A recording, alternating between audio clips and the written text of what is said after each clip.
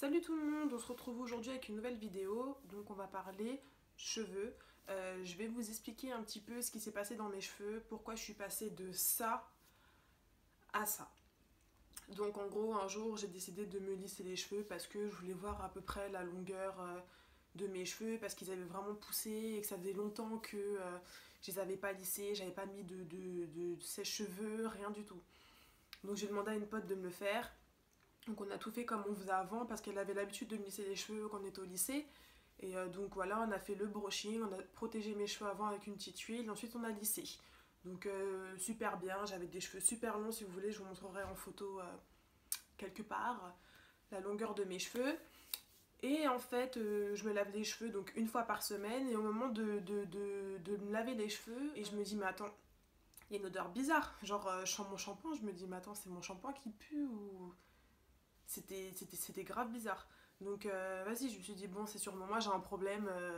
J'ai continué de me laver les cheveux, etc. Et en fait, au moment où j'appliquais mes soins comme d'habitude, vous savez, pour qu'ils soient bouclés, qu'ils soient bien beaux, je vois mes cheveux, ils ressemblent à des baguettes. Genre, ils avaient cramé.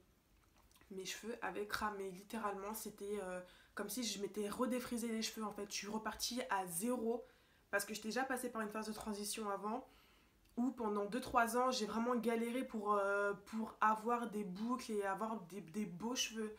Et non, là franchement ça a été genre la fin du monde pour moi. Je peux même pas vous expliquer le truc, c'est genre je suis tombée mais genre en dépression limite, parce que j'avais foiré genre toute ma transition par laquelle j'étais passée en fait.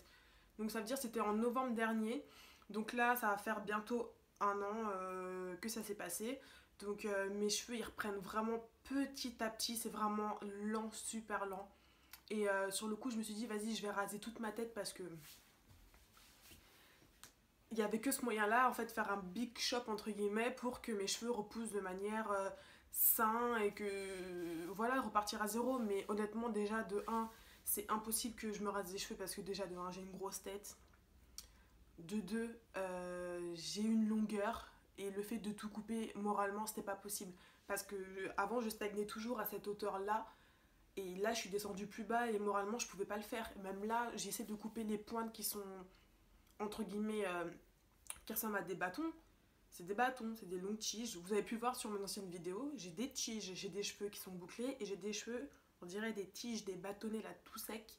Et je me disais bon vas-y je vais les couper, mais j'y arrive pas parce que si j'en coupe trop, ma chevelure elle va faire déstructurer, c'est pas beau. Donc là je me dis bon, je vais patienter le temps que ça repousse. On va dire qu'entre guillemets maintenant j'ai une repousse, j'ai ça de repousse entre guillemets. Donc là je vais vous présenter les soins que je fais avant de me laver les cheveux, et surtout les huiles que j'utilise tout le temps en fait.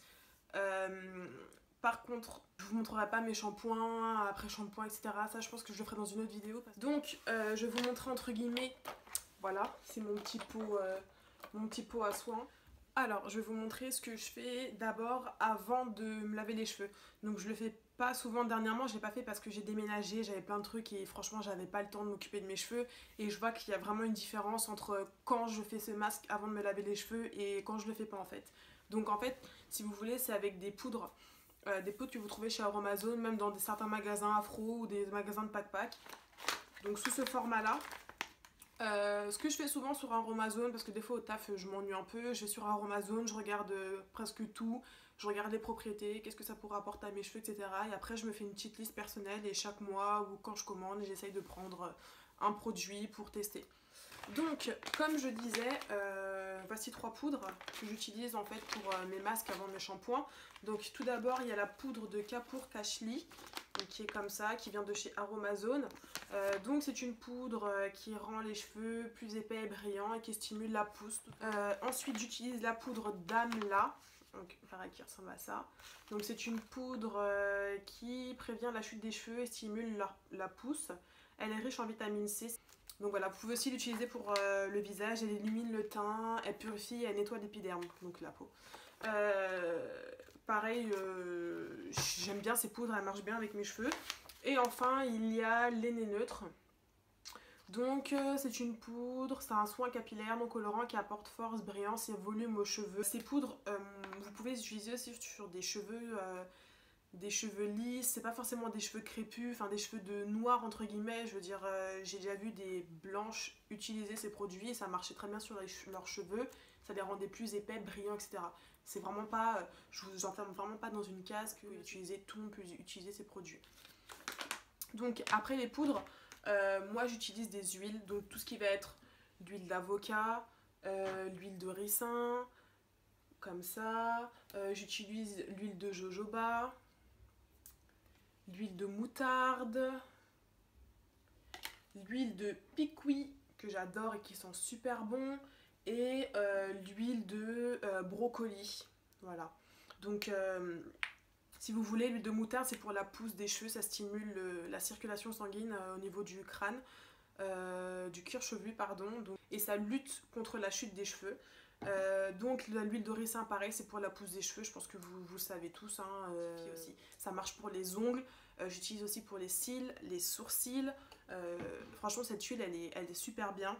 Donc il y a l'huile d'avocat donc qui est une huile protectrice que vous pouvez aussi utiliser sur le visage du coup, et l'huile de jojoba donc pareil qui est aussi une huile protectrice qui protège la déshydratation etc, qui s'utilise aussi sur la peau.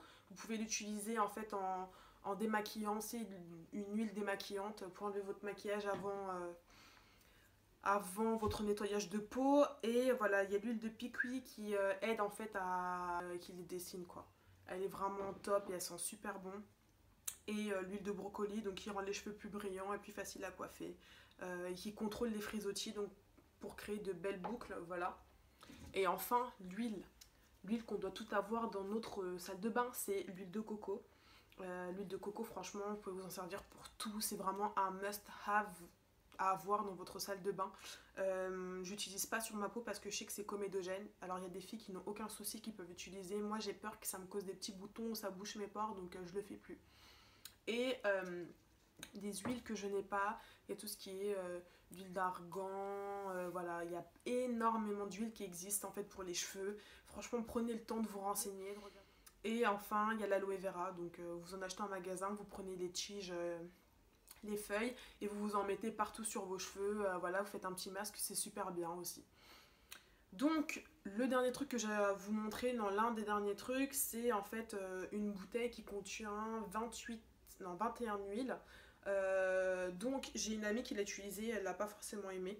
Moi en fait je trouve que ça reste bien, enfin c'est un bain d'huile quoi. Donc que j'utilise toutes mes huiles mélangées ou j'utilise ça, je trouve que c'est exactement pareil.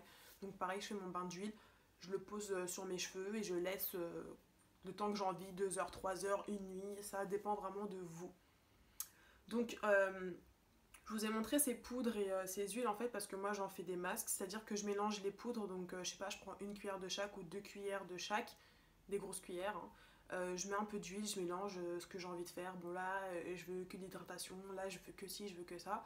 Je rajoute un peu d'eau, donc toujours de l'eau minérale pour vos cheveux parce que l'eau du robinet est calcaire. Et je le mets au micro-ondes, genre 20 secondes, le temps que ce soit un peu chaud, tiède, comme ça va bien pénétrer dans vos cheveux. Et ensuite il suffit de l'enrouler avec du film plastique et de mettre une petite écharpe ou une serviette et de laisser ça poser peut-être allez, 3 heures ou une journée quoi. Ça dépend de vous, du résultat que vous voulez dans vos cheveux tout simplement et de votre temps parce que ça prend du temps de s'occuper de ses cheveux et de manière naturelle. Donc voilà, après que mon masque est posé, je me lave les cheveux. Et en fait le dernier truc pour moi qui est super important, c'est le donc un vaporisateur comme ça. Moi le mien, dedans il y a de l'eau minérale, toujours avec, là j'ai mélangé l'huile de coco, avocat. Donc mon vapeau voilà c'est mon petit bébé, c'est ce qui m'aide dans tout, quand mes cheveux ils sont indisciplinés, quand j'ai besoin de réactiver des boucles, quand j'ai besoin de faire certaines coiffures, pour pouvoir les manier, je suis obligée de les mouiller. Donc mon vapeau c'est ma base. Et je pense que les filles, vous connaissez très bien les cheveux crépus, entre guillemets, bouclés. Les 2 premiers jours après le lavage, ils sont top. Après, le 3e, 4e jour, ça devient la merde à la fin de la semaine. C'est complètement genre... En général, on s'attache les cheveux, quoi.